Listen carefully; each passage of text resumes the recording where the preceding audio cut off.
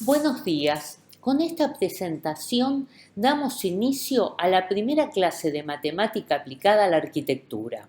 Una de nuestras premisas consiste en que estamos formando arquitectos donde cada vez es más importante la participación de la matemática en el diseño.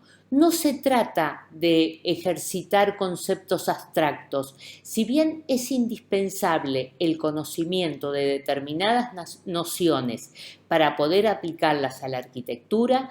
El curso refiere a aquellos contenidos que utilizamos los arquitectos en nuestro quehacer cotidiano.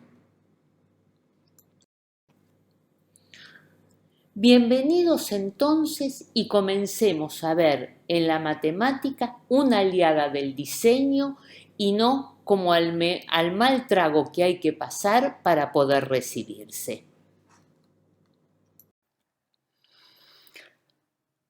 Hoy rápidamente vamos a ver cómo el hombre desde un principio utilizó la geometría no solo con fines prácticos para medir la tierra o construir, sino para expresar y comunicar la forma de pensar y sentir de una sociedad determinada en un momento histórico dado.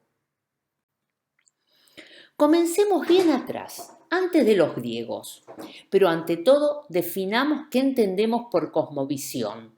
Cosmovisión es el conjunto de creencias y conceptos de una persona o grupo de personas mediante los cuales interpreta el universo que lo rodea.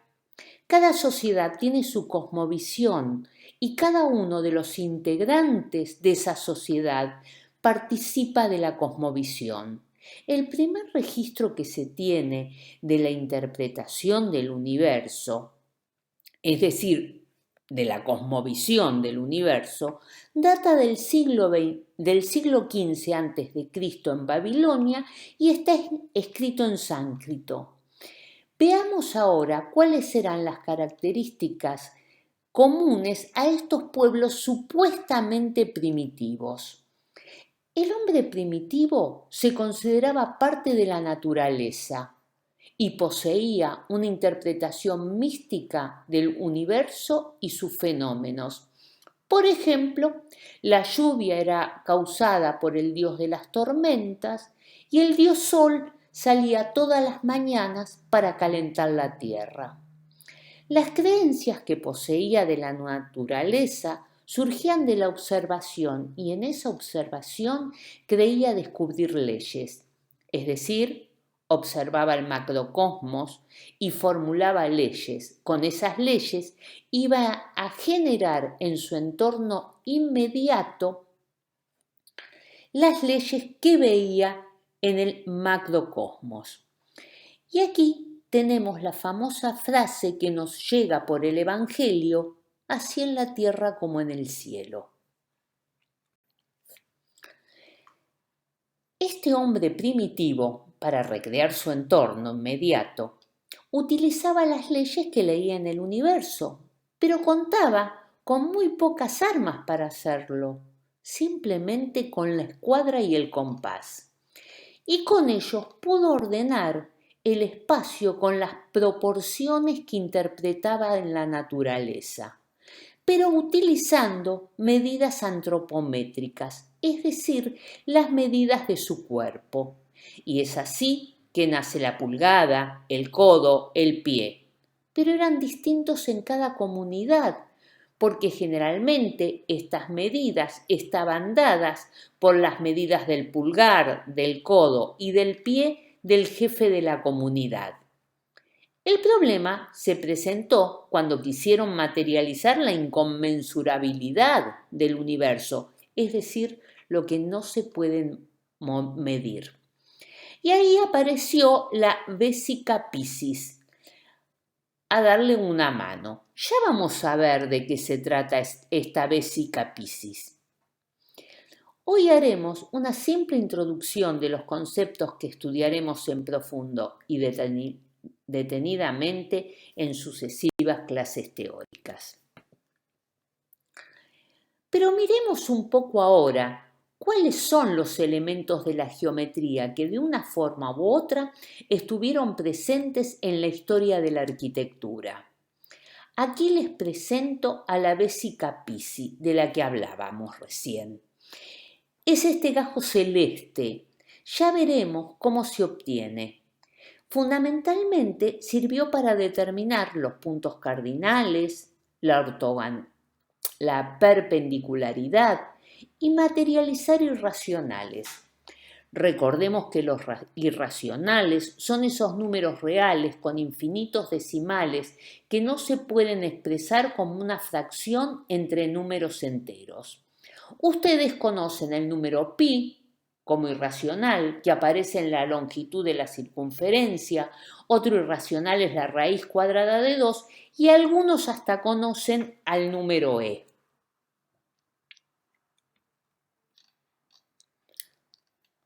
Otro de los elementos geométricos muy utilizados fueron los triángulos rectángulos, que en principio sirvieron para determinar el ángulo recto. Los egipcios son famosos por usarlos en la determinación de las parcelas de tierra luego de las inundaciones causadas por el Nilo, y también fueron utilizados para materializar irracionales y ya veremos cómo. Por último, no podemos dejar de mencionar a las proporciones, que no son otra cosa que la razón entre dos números enteros. Ellas son las estrellas del mundo del arte y la arquitectura, junto con la simetría. Con la top model de las proporciones, que es la sección áurea. Observemos aquí dos ejemplos de cómo estos conceptos todavía hoy tienen vigencia y sirven como sello de una marca. Por un lado tenemos el logo de Gucci, que se basa en una Vesica Pisi, mientras que el de Apple se genera con circunferencias y rectángulos áureos. En la diapo vemos una espiral áurea generada por rectángulos áureos. También vamos a ver cómo se materializa y son símbolo de belleza y armonía.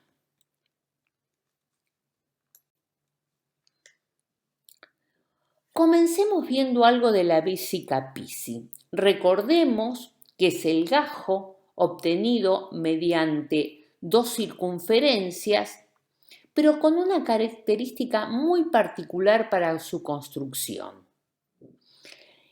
Esa característica es que el radio de las dos circunferencias es el mismo y el centro de la circunferencia trazado en segundo lugar se ubica en el punto de la primera circunferencia. Veamos más detenidamente cómo es esto. Trazamos una circunferencia, pinchamos con el compás la circunferencia obtenida y trazamos la segunda circunferencia con el mismo radio. Es así que los tres radios son iguales, pero se preguntarán ¿por qué este dibujo es tan importante? Por un lado, si unimos las intersecciones de las circunferencias, obtenemos una perpendicular al eje trazado por los centros de dichas circunferencias. Pero además, como se expresa en el dibujo, podemos trazar un triángulo rectángulo, un triángulo equilátero partiendo de la intersección de la circunferencia y pasando por los centros de las mismas. Así ellos conseguían construir el ángulo de 60 y de 30 grados. Pero veamos una cosa muy importante, cómo la utilizaban además de estos conceptos. Ellos la utilizaban para determinar los puntos cardinales. Veamos cómo lo hacían. Colocaban un ñomón, es decir, ponían un palo en la tierra, enterraban un palo en la tierra y con una tanza trazaban y marcaban una circunferencia en la Tierra. Esperaban que saliese el primer rayo de sol. En el lugar donde la sombra cortaba esa circunferencia, ponían otro gnomón y trazaban otra circunferencia usando la misma tanza. Uniendo los dos centros determinaban el eje este-oeste, pero si unían las intersecciones de las circunferencias, determinaban el eje perpendicular a este, es decir, el eje norte-sur.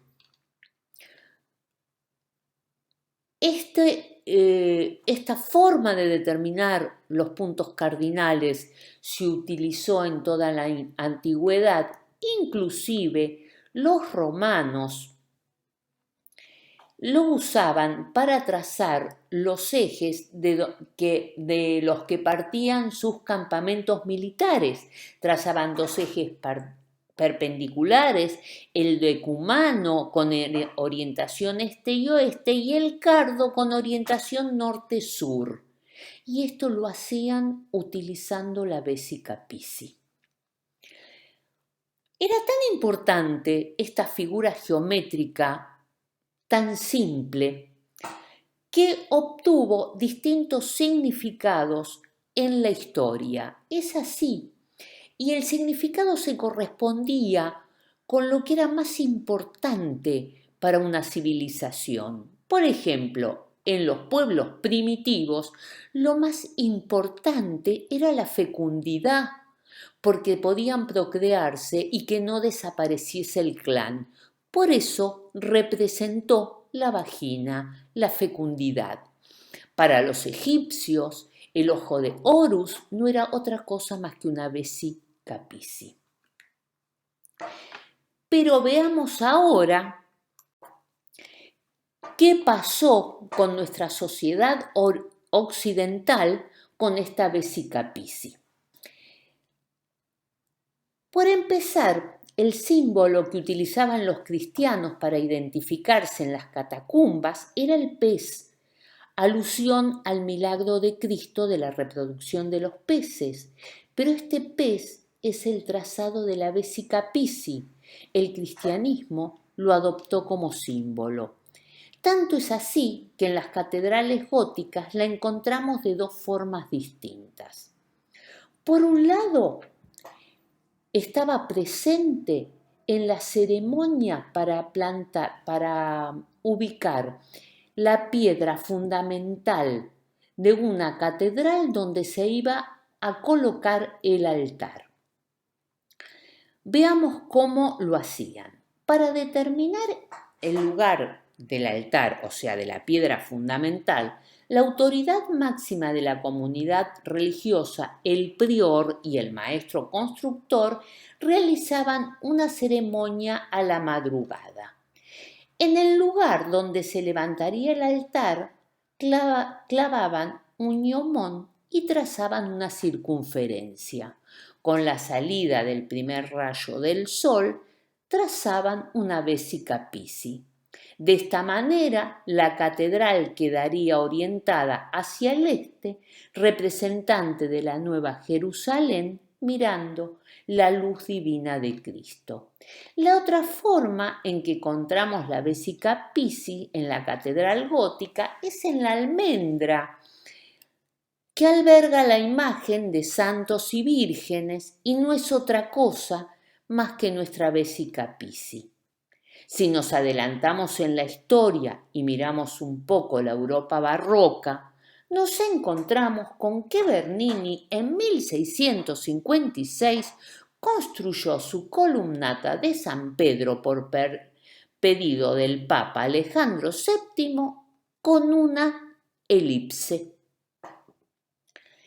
Y ahí también estuvo presente la Vesica Piscis, pero contextualicemos un poco este problema. Este momento histórico donde se levanta la columnata es un momento en que la Iglesia Católica se encuentra amenazada por el protestantismo y buscará elementos que atraigan nuevamente a la comunidad.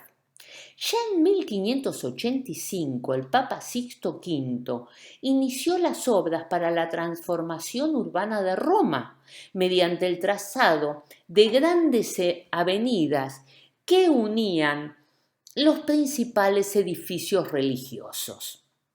Lo que se pretendía era establecer a Roma como una ciudad santa.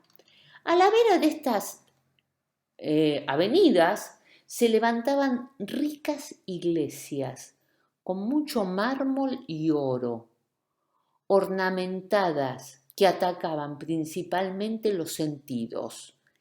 Entrar en esas iglesias era un golpe a los sentidos.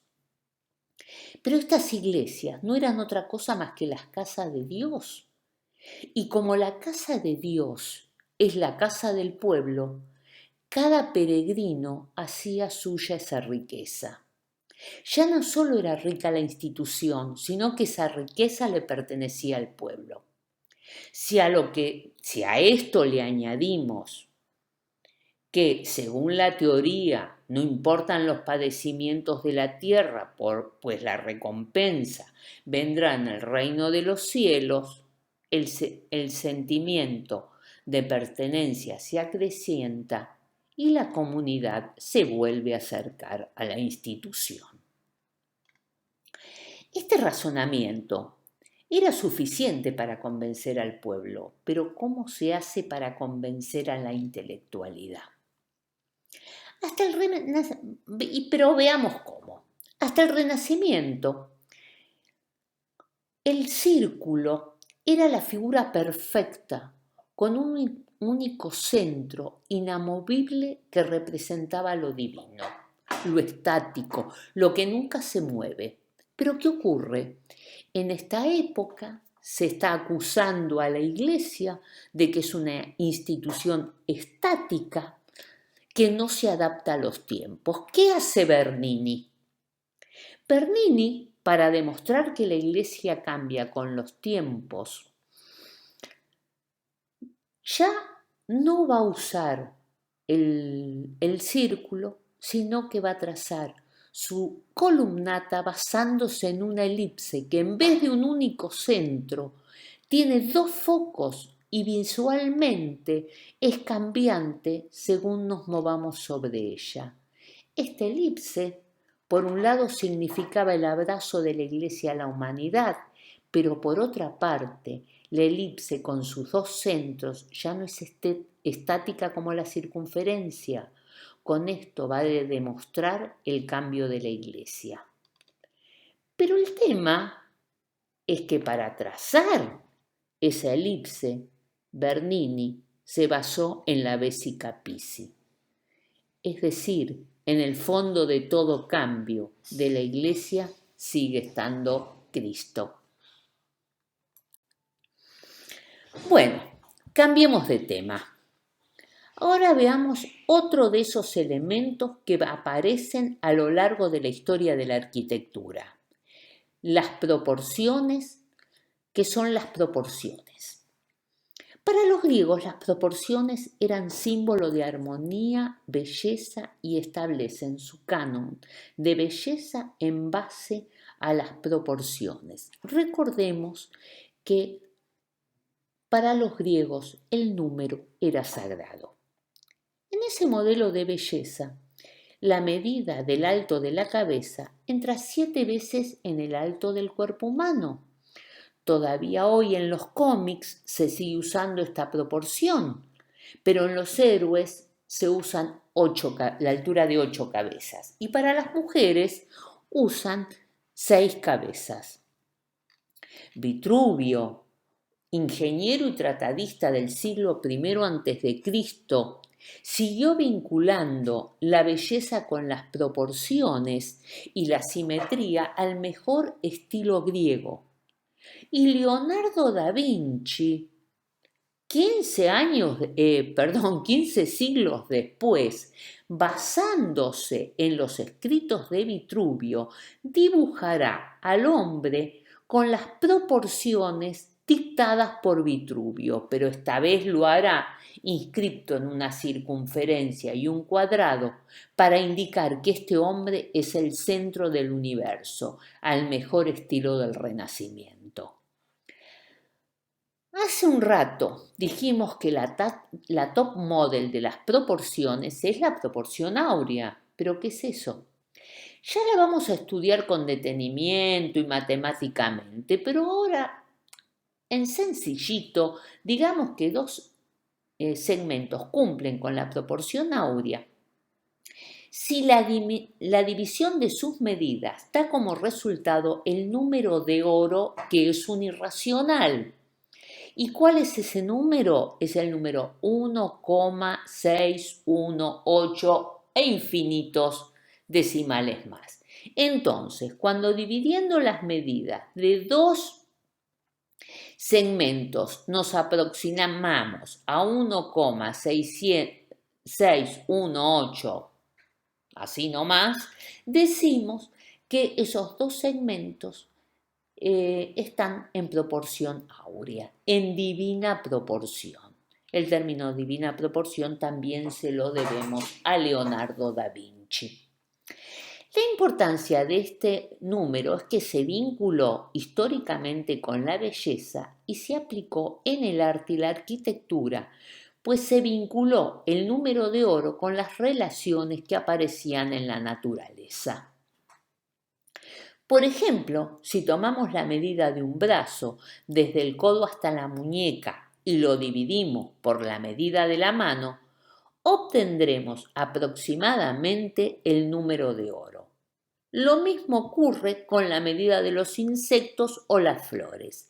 Yo les diría que no se preocupen porque esto es simplemente un modelo, que no se preocupen si no obtienen estas medidas cuando ustedes se miden, porque esto es simplemente un modelo matemático de la naturaleza, una abstracción de las que se valió por muchos siglos la sociedad occidental. Por lo tanto, si se miden y no da el número de oro, no son deformes, son lindos, aunque no tengan 7 cabezas en su altura ni se verifique la proporción áurea. Después de todo, la Barbie es el modelo que tenemos hoy en día de belleza de mujer, pero tampoco es real. Yo nunca encontré una mujer como la Barbie, aunque se haga hecho las 1000 cirugías. Bueno, volvamos a la matemática. Le Corbusier, que es uno de los grandes del movimiento moderno, que estuvo en la primera mitad del siglo XX, usó ese número de oro, pero no por su connotación de belleza, lo despojó de todo misticismo. Y lo que quiso es poner todas las medidas de la arquitectura según el modelo de un hombre de 1,83 m de altura, con ese brazo levantado, y publica el modulor basando las medidas de ese hombre con el número de oro. Aquí en la diapositiva también aparece la Ville Savoye, que es una obra de Le Corbusier, en donde tanto planta como vista están trazadas utilizando rectángulos áureos. En la última de las imágenes vemos cómo utilizó el modulor para determinar las medidas según distintas posiciones del hombre, y con lo cual se podrán diseñar todos los elementos que participen de la arquitectura. En estas imágenes podemos observar que tanto Leonardo como Velázquez y como muchos artistas más utilizaron la sección áurea para sus composiciones. A principios del siglo XX, Piet Mondrian en sus rectángulos usó la proporción áurea. pero porque quería expresar la esencia de la naturaleza. Según él, la proporción áurea se encontraba en la naturaleza y es por eso también que utilizó los colores primarios. También vemos debajo la casa Schroeder del grupo holandés de Stiegel, que intentó llevar los principios de Piet Mondrian a la arquitectura. Bueno, hemos llegado a la mitad de la clase y como vamos a empezar con un tema nuevo, les aconsejo que antes de seguir se vayan a tomar un cafecito o arreglen el mate, no sea cosa que terminen confundiendo la sección áurea con la Torre Eiffel. Aquí estamos de nuevo y ya no vamos a hablar de los elementos geométricos que aparecen a lo largo de la historia de la arquitectura por su prestigio, por expresar armonía y belleza. Vamos a hablar de las figuras geométricas utilizadas desde la antigüedad que por sus propiedades geométricas permitían concretar propiedades constructivas y estructurales optimizando el diseño. Un buen ejemplo es el Coliseo romano, que se materializa mediante una elipse, y son las propiedades geométricas de la elipse las que permitirán las mejores condiciones auditivas y visuales del estadio. Ya lo veremos al estudiar la elipse. Por ahora, créanme.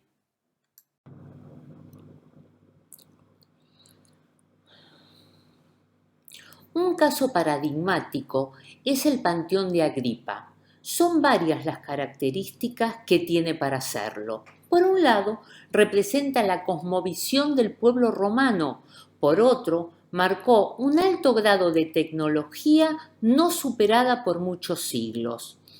Y por último, utilizó la luz en la configuración espacial interior. Empecemos viendo cómo es que expresó la cosmovisión del pueblo romano.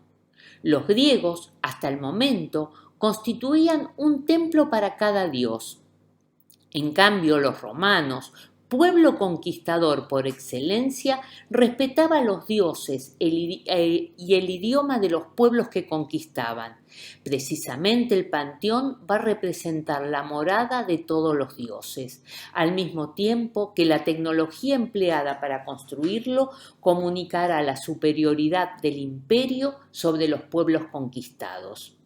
Además, dentro del panteón se inscribe una esfera dividida en partes iguales, el inframundo y el supramundo, nuevamente así en la tierra como en el cielo.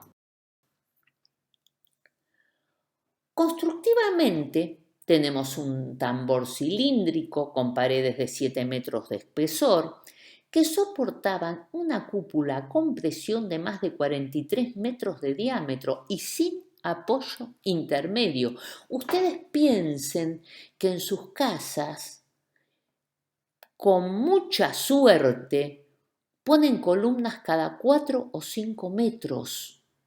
Acá tenemos 43 metros, media cuadra, casi media cuadra. Media cuadra son 50 metros, o sea que construyeron una cúpula de casi media cuadra de diámetro sin ponerle una columna en el medio. Y no sé cómo decirle, este gran hallazgo fue únicamente superado 1400 años después, con Brunelleschi, cuando en el 1400 construye la cúpula de Santa María dei Fiore en Florencia. Así que veamos un poquito qué hicieron estos romanos para poder hacer una cúpula de 43 metros y medio aproximadamente sin apoyo intermedio. Recién dijimos que la cúpula era a compresión, pero ¿cómo se hace una cúpula a compresión? Simplemente nosotros vemos en la diapositiva un tambor. Simplemente en una primera hilada se pone un ladrillo al lado del otro.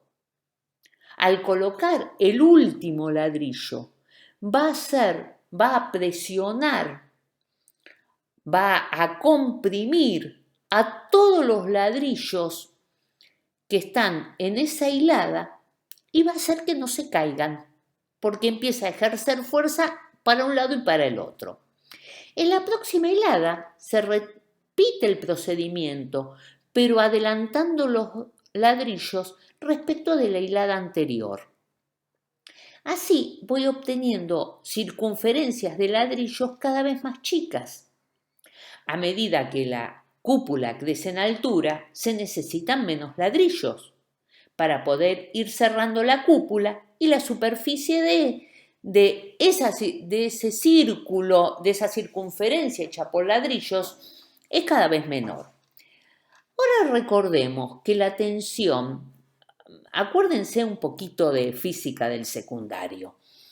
La tensión es igual a la fuerza dividida por la superficie. En cada hilada, la fuerza es la que ejerce cada ladrillo sobre los que tiene a sus lados, a los costados. Y la superficie es la del conjunto de ladrillos de esa hilada. Si llegaríamos a cerrar la cúpula, la superficie sería cero, sería nula. Acuérdense que no podemos dividir por cero. ¿Qué significaría esto desde la física? Que la tensión es infinita y la cúpula explota. ¿Qué hicieron los romanos? Dejaron un óculo superior, un agujero superior de 7 metros de diámetro que lo contienen con un aro de bronce, y eso no solo le sirvió constructivamente para que no estalle la cúpula, sino que terminó de definir la configuración espacial del panteón. Conclusión. Matemática aparte, por lo cual no puedo dividir por cero, no se debe dividir por cero porque explota todo y me quitan la matrícula, y con eso no se juega, muchachos. Observemos ahora un poco el espacio del panteón, el espacio interior del panteón. Según Giedión, historiador de la arquitectura, los romanos son los primeros en diseñar el espacio interior. La arquitectura de los griegos estaba en función de la polis. En el interior del templo vivía el dios, nunca se accedía a él. En el panteón nos encontramos con una planta, sí, está bien, en el panteón nos encontramos con una planta circular. Una planta de este tipo genera un espacio estático. Si yo me paro en el centro, siempre voy a estar a la misma distancia de los límites de ese espacio. Mi visión no cambia. Pero en el panteón, la luz que entra por el óculo superior, que lo habían hecho por necesidad estructural, logra un juego de luces y sombras con los nichos del muro y el casetonado de la cúpula, y va a transformar el espacio en un espacio dinámico que cambia segundo a segundo mientras cambia la posición del sol. Es así que el panteón reúne ideología, tecnología y configuración espacial. Este prestigio de la geometría euclidiana estuvo acompañada por la lógica newtoniana hasta el movimiento moderno, que entra en crisis en la década del 60 del siglo XX. ¿Y qué es la lógica newtoniana? Es aquella que asigna a la estructura, es decir, a las columnas, a las vigas, a los tabiques, la única función de conducir las fuerzas verticales a tierra. Pero si el movimiento moderno entra en crisis en el siglo pasado, ¿qué pasa hoy? Hoy nos encontramos ante un nuevo paradigma, una nueva cosmovisión, y la arquitectura lo comunicará al mundo entero. De nuevo, la arquitectura comunicando el sentimiento y el pensar de una sociedad.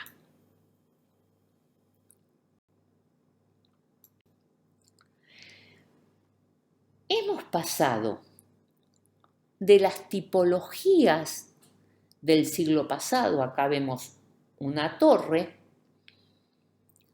a esto en donde no podemos reconocer un orden y nos parecen de ciencia ficción. Aparentemente todo es caótico, solo aparentemente, porque existen leyes de generación y matemáticas no tradicionales y formas constructivas no tradicionales que permiten estas obras de arquitectura. ¿Qué ha ocurrido?